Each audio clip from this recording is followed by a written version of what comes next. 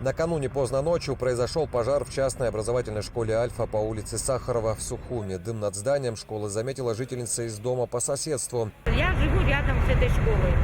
Вышла, вещи вешать наверху и вижу, сзади школы 3 окна уже шел дым. Я сразу взяла, позвонила в МЧС. За 3 минуты они приехали. Дай Бог им здоровья.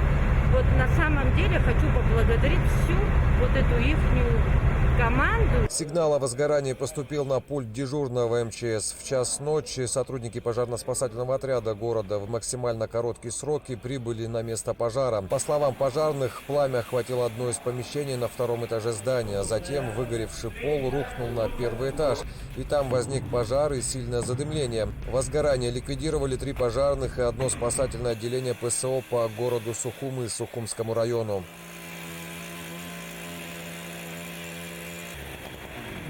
Там уже, дайте ствол снять. Надо там пролить снизу, да.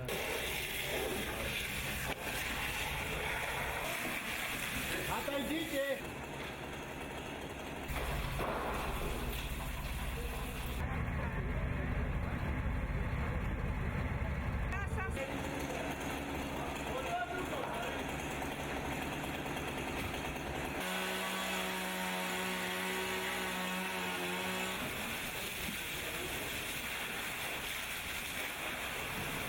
В результате пожара частично выгорела 1 классная аудитория площадью 24 квадратных метра. По предварительной версии, пожар возник из-за включенного обогревательного прибора. Пострадавших при пожаре нет. Учебный процесс в республике восстановлен в полном объеме, поэтому МЧС Абхазии настоятельно предупреждает о необходимости строгого соблюдения противопожарных мер, особенно на протяжении всего зимнего отопительного сезона.